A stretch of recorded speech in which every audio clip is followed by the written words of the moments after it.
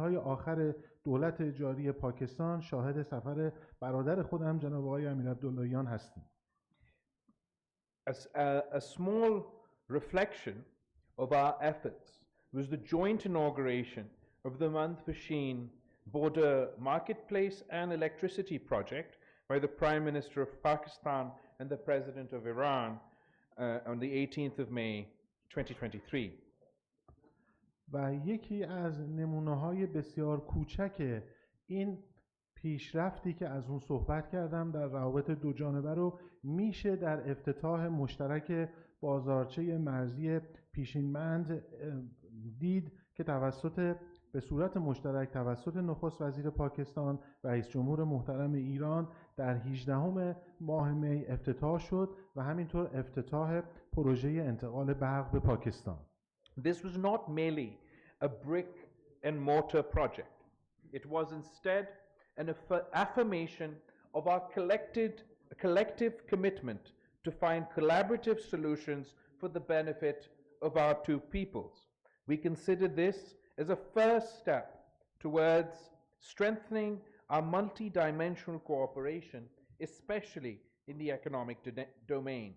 Today, countless schools, hospitals, and households in Gwadar are run on electricity being provided by Iran. من میخواهم بگویم که این پروژه ها که از اون صحبت کردم نشان دهنده تعهد جمعی دو کشور ایران و پاکستان هست برای یافتن راه حل هایی به نفع مردمان دو کشور و این دو پروژه گام اولی محسوب می شوند برای تقویت روابط و همکاری های چند بعدی بین دو کشور ایران و پاکستان به خصوص در زمینه‌های اقتصادی. امروز بسیار خوشحال هستیم که مدارس، بیمارستان‌ها و مکان‌های مهمی در کویت به لطف برقی که ایران به پاکستان انتقال داده میتونن فعالیت‌های خودشون رو داشته باشن.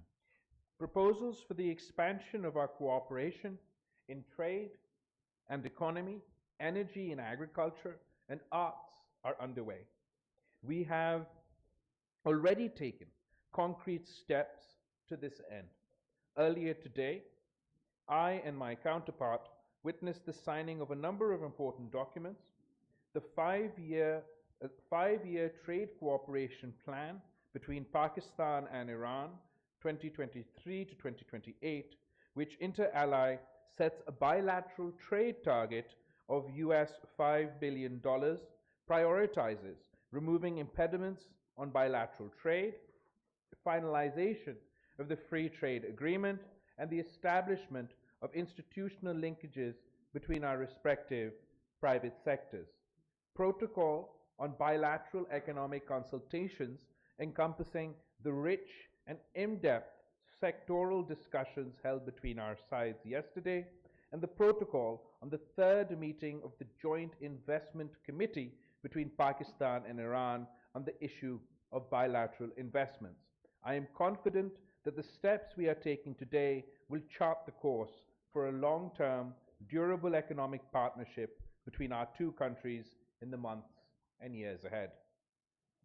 و ظرف روزهای گذشته و به ویژه امروز پیشنهادات زیادی رو داشتیم در زمینه اینکه چطور میتوانیم روابط خودمون رو تقویت بکنیم در زمینه‌های اقتصادی و همینطور انرژی و امروز من و همکاران خودم اسناد مهمی رو به امضا رسوندیم که گل سرسبد اون برنامه استراتژیک و راهبردی تجاری بین دو کشور هست برای دوره 2023 و 2028 و می‌خواهیم که به هدف خودمون که اون هم ارتقاء سطح مبادلات تجاری به 5 میلیارد دلار آمریکا هست بعد از این دوره 5 ساله دست پیدا بکنیم و همینطور توافقات دیگری که مد نظر خودمون هست مثل FTA یا توافق تجارت آزاد و همینطور توافق‌هایی که داشتیم برای همکاری بیشتر و تعاملات بیشتر بین بخش‌های خصوصی و اسنادی که داشتیم در خصوص رایزنی‌های اقتصادی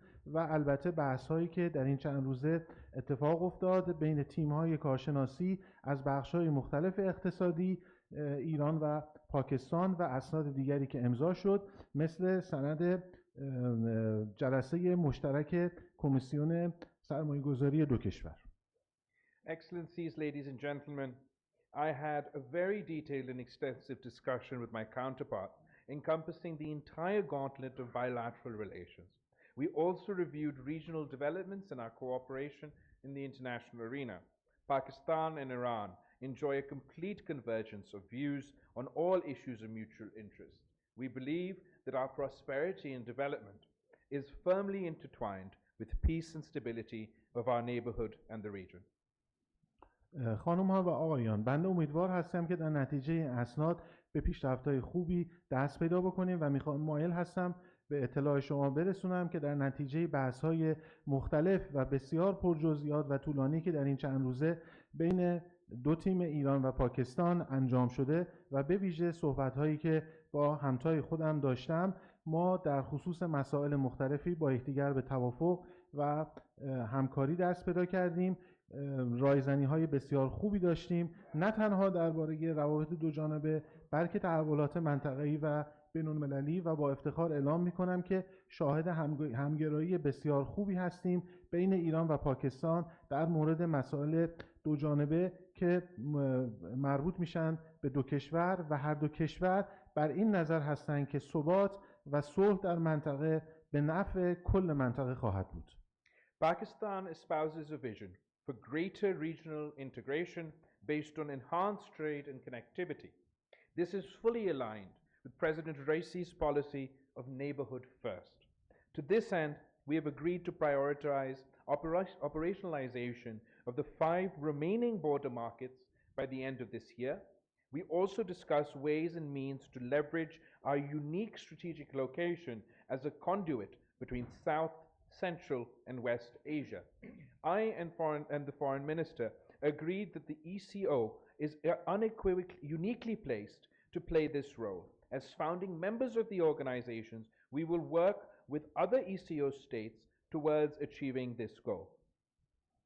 پاکستان قویاً به دنبال همگرایی منطقه‌ای می باشد و به دنبال این هستش که ما همگرایی و همینطور در همتنیدگی بیشتری در منطقه داشته باشیم و این کاملاً همخوانی دارد با شعار و سیاست پرزیدنت رئیسی در جمهوری اسلامی ایران که اولویت‌ها رو به همسایه‌ها می‌دهند و ما امیدوار هستیم که بر مبنای همین سیاست و برنامه‌ها 5 بازارچه مرزی دیگر رو تا پایان سال میلادی جاری داشته باشیم و بتونیم اونها رو افتتاح بکنیم با توجه به موقعیت استراتژیکی که دو کشور ایران و پاکستان دارند در جنوب، مرکز و غرب آسیا. ما همچنین به عنوان ایران و پاکستان اعتقاد داریم که در این زمینه سازمان اکو میتواند نقش کلیدی و راهبردی ایفا بکند و به عنوان مؤسسین این سازمان آماده همکاری بیشتر با دیگر اعضا میباشیم به منظور همگرایی بیشتر در منطقه. The plight of prisoners and fishermen in our respective jails also came up during our talks. We have decided to repatriate all sentenced prisoners in respective jails as per provisions of existing agreements between the two sides. We have also decided to release all fishermen in custody in Pakistan and in Iran and to waive off any fines imposed by them to release their vessels. The two sides will exchange lists of prisoners to put into practice this understanding expeditiously. We also reaffirmed our commitment to keep our common border as one of peace and friendship. همینطور در مذاکراتی که امروز داشتیم مسئله انسان دوستانه‌ای به نام تبادل زندانیان مطرح شد و همینطور آزادی ماهیگیران و لنج‌های اونها. در این زمینه همه توافقات خوبی دست پیدا کردیم تا تبادلی داشته باشیم بین محکومین دو کشور بر اساس توافقاتی که بین دو کشور ایران و پاکستان از قبل وجود داره و اینکه آزادی ماهیگیرانی رو داشته باشیم که در دو کشور در اسارت به سر میبرند و همینطور کارهایی که میتوان کرد برای اینکه جریمه های اونها پرداخت بشه به منظور آزادسازی لنج های این افراد و قرار هست که به سرعت لیستی رو تهیه بکنیم تا در اختیار دو کشور به بخش کنسولی قرار بگیره به این منظور و همینطور توافق کردیم و بر تعهد خودمون بار دیگر تاکید کردیم که مرزهای دو کشور باید به سمبل ثبات و صلح بین دو کشور تبدیل شوند. Excellencies, ladies and gentlemen, I discussed with the Foreign Minister the grave situation in Indian illegally occupied Kashmir, and we are grateful to the Iranian leadership for its firm and consistent support to the legitimate cause of the Kashmiri people. Regarding the situation in Afghanistan, Pakistan and Iran agreed to continue their active engagement with the view of advancing peace and stability in Afghanistan and to promote the well-being and prosperity of our Afghan brothers and sisters. We also agreed to continue our cooperation to counter Islamophobia and anti-Muslim hatred. In conclusion, before I hand the floor to my brother, let me say that I consider it a unique privilege to have had this opportunity to contribute towards strengthening the Pakistan-Iran relationship, a relationship which is which has a rich and proud history, but more importantly, a bright and exultant future. I thank you.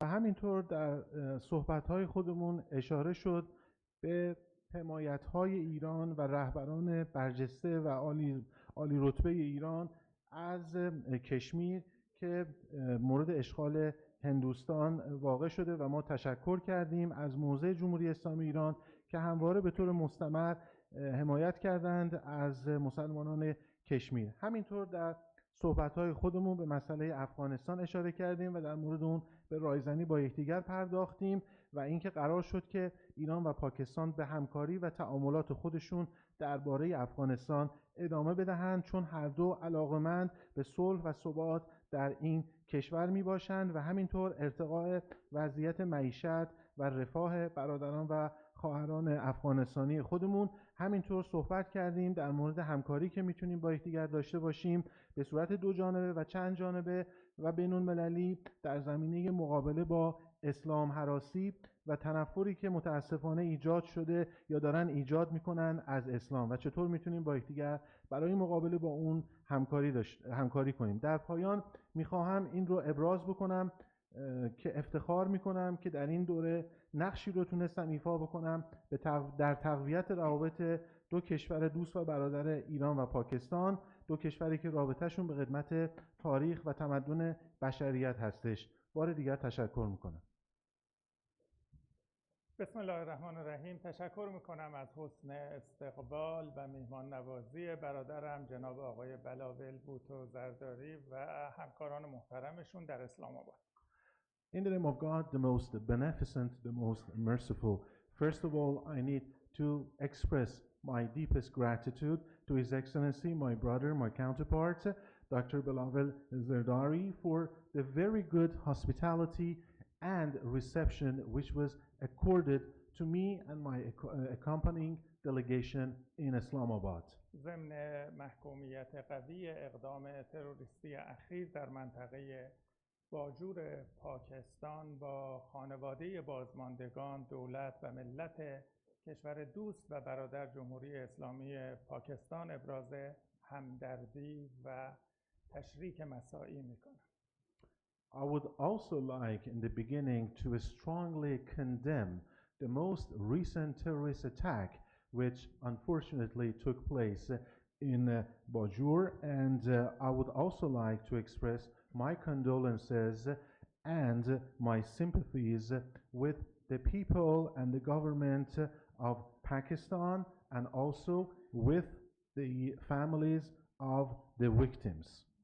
بسیار خرسندم که اعلام کنم از 2 روز پیش معاون محترم دیپلماسی اقتصادی وزارت امور خارجه کشورم در رأس هیئتی متشکل از مقامات عالی رتبه وزارتخانه‌های مختلف اقتصادی، تجاری، فرهنگی و گردشگری مذاکرات مهم و مفید و نتیجه بخشی را با همتایانشان در اسلام آباد داشتند. I am very pleased to announce here that since 2 days ago we had the visit led by a delegation actually led by the deputy of my foreign ministry for economic diplomacy to Islamabad, and his delegation was comprised by important people from various ministries of Iran, those ministries dealing with economy, trade, cultural affairs, and also tourism. And I am also very pleased to announce and to inform you that the discussions and the negotiations that they held here were very fruitful and results during these discussions. این مذاکرات منجر به امضای برخی از اسناد و پیگیری جدی اسناد دیگری که در گذشته بین دو کشور به امضا رسیده است شد. As the result of these discussions and deliberations, we had the signing of a number of very important documents. Also, there was follow-up work which was undertaken on a number of other important documents and MOUs which had been previously signed between Iran and Pakistan. ما در خصوص پروژه خط گاز IP گفتگوهای مهمی رو با یکدیگر داشتیم. Also, we managed to hold very important discussions with each other on the IP gas pipeline project between the two sides. تکمیل خط لوله IP بین ایران و پاکستان رو در راستای منافع دو ملت می‌دانیم. We do believe that the completion of the Iran-Pakistan gas pipeline is definitely going to serve the national interests of these two countries. آمادگی داریم این خط لوله هر چه زودتر مراحل اجرایی و نهایی خود رو پشت سر بگذاره. We stand ready to see this gas pipeline be completed, finalized and operationalized as soon as possible. ما در خصوص وجود برخی مشکلات مالی و بانکی و راهکارهای آن در چارچوب حقوق بین الملل گفتگو کردیم. We also held important talks on how we can find solutions to some existing banking and financial problems between the two countries within the framework of the international rules and regulations. در جریان